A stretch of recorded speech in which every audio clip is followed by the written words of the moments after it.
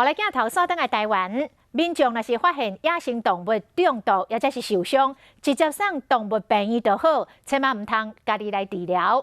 南投道乡亲发现一只保育类的大只鹰仔抓掉，倒伫个路边，特别无开路。这个乡亲怀疑这个鹰仔中毒，想要甲救，竟然是甲灌药酒，所以颠倒害这个鹰仔啉酒醉，性命愈危险。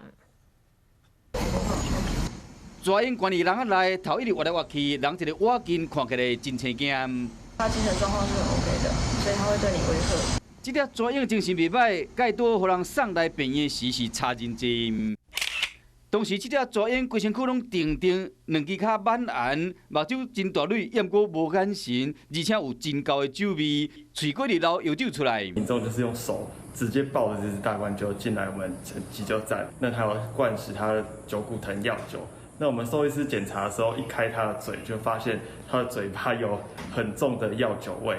兽医讲，发现的民众看到这只抓鹰倒伫敢若中毒死去的碰瓷边啊，要死，怀疑讲伊嘛中毒，因为抓鹰是二级保育类野生动物，伊想要甲解救，摕这个乌丁药酒一直甲灌，后来就送到野生动物的急救站。强灌的话，如果他一紧张的话，然后到气管的话，可能就会引起吸入性肺炎，严重的话可能会死亡。